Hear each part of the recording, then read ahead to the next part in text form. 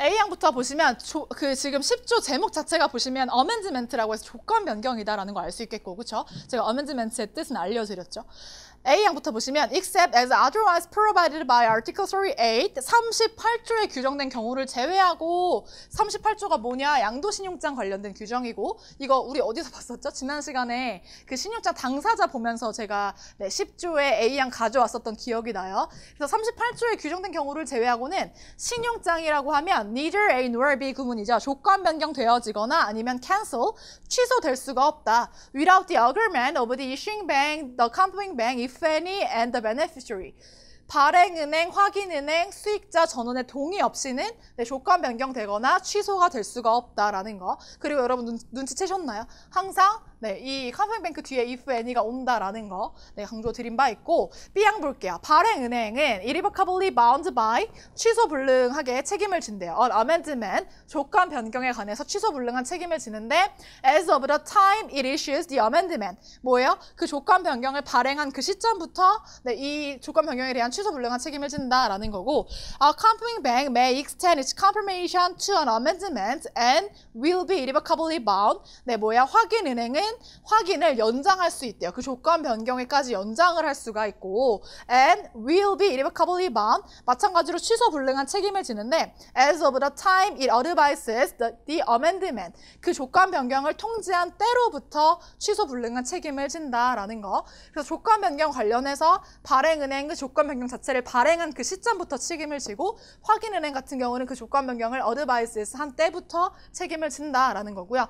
accompanying bank는 may however 그런데 choose to advise on amendment 조건 변경을 통지하기로 선택을 할 수 있대요. without extending its confirmation 확인을 연장함 없이 그냥 단순히 통지만 하기로 선택을 할 수가 있고, if so it must inform the issuing bank without delay and inform the beneficiary in its advice. 그리고 만약에 확인을 추가함 없이 통지를 하기로 했다라고 한다면 발행은행이나 그리고 수익자한테 지체 없이 통지를 해줘야 된다라는 거.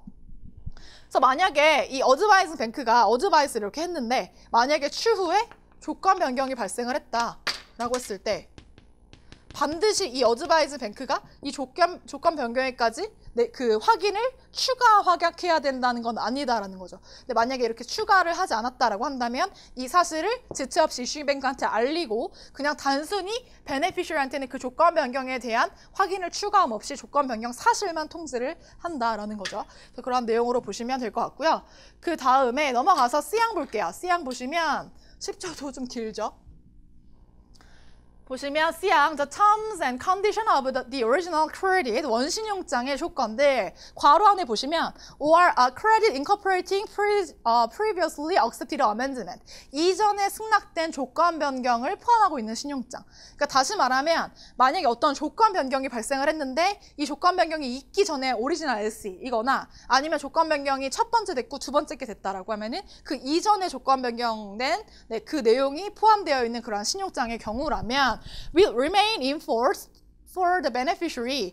수익자한테 여전히 유효하다라는 거죠. Until the beneficiary communicates its acceptance of the amendment to the bank that advises such amendment. 언제까지 유효하느냐라고 하면 수익자가 그 조건 변경의 승낙을 통지할 때까지 to the bank that advised such amendment. 그러한 조건 변경을 통지한 은행한테 수익자가 직접 나 조건 변경에 대해서 승낙할게요 라고 하는 커뮤니케이션이 있기 전까지는 그 이전의 오리지널 LC나 아니면 조건 변경이 두 번 이루어졌을 때 조건 변경이 첫 번째 이루어진 이 내용이 수익자한테 유효하다라는 거죠.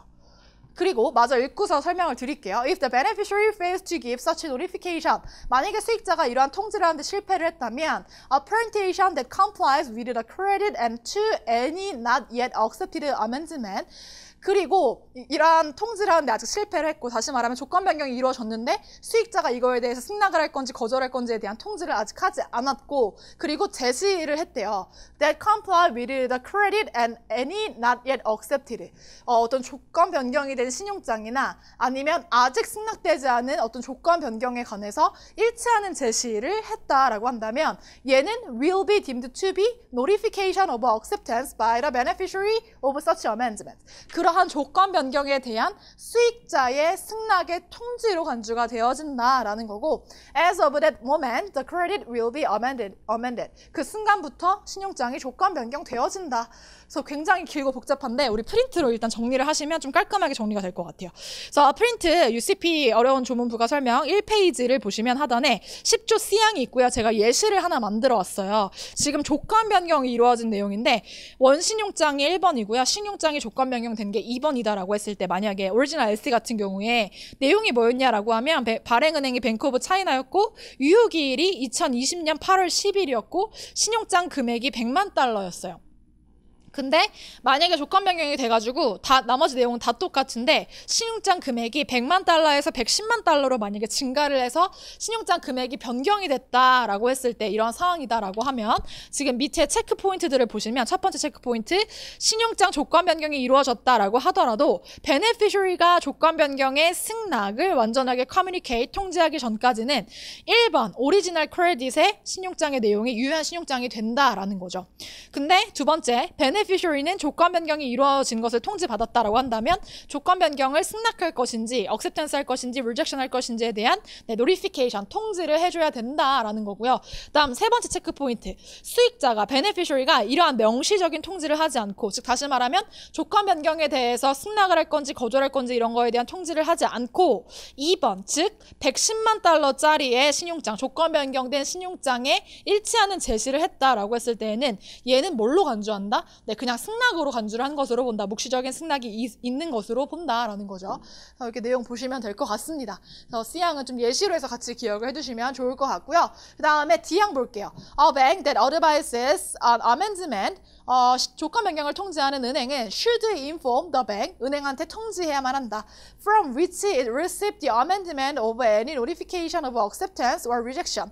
그 조건 변경을 통지해온 그 은행한테 조건 변경에 승낙을 할 것인지 거절할 것인지에 대한 내용을 알려줘야만 한다라는 거죠.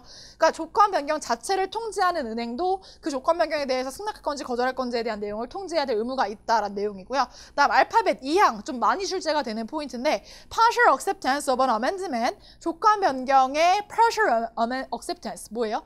부분 승낙은 is not allowed 뭐예요? 허용되지 않고 and will be deemed to be notification of rejection of the amendment 조건 변경의 거절의 통지로 간주가 되어진다. 그러니까 다시 말하면 어떠한 조건 변경이 이루어졌을 때 그 조건 변경을 전부 다 받아들이거나 전부 다 rejection 해야 돼요. 일부만 승낙을 하고 일부만 거절하는 거는 인정이 되지 않는다라는 의미고요. 그 다음 F항 보시면 a provision in an amendment 조건 변경상의 규정이죠. to the effect that 이하의 취지의 규정. The amendment shall enter into force unless rejected by the beneficiary within a certain time. 끊고 갈게요. 특정 기간 내에 수익자에 의해서 거절되지 않는다면 조건 변경이 enter into force, 유효하게 된다라고 하는 취지의 조건 변경상의 규정은 shall be disregarded, 무시가 되어진다라는 거죠. 그러니까 이거를 어려운 말로 자동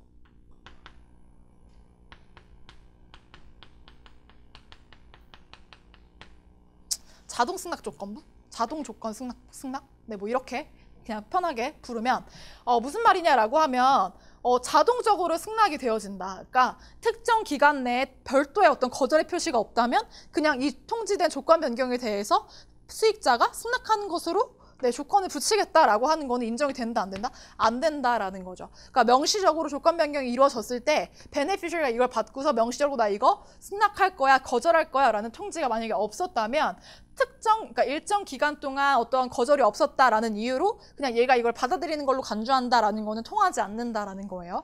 그래서 자동 승낙 조건부는 인정되지 않는다라는 거 보시면 될 것 같고요.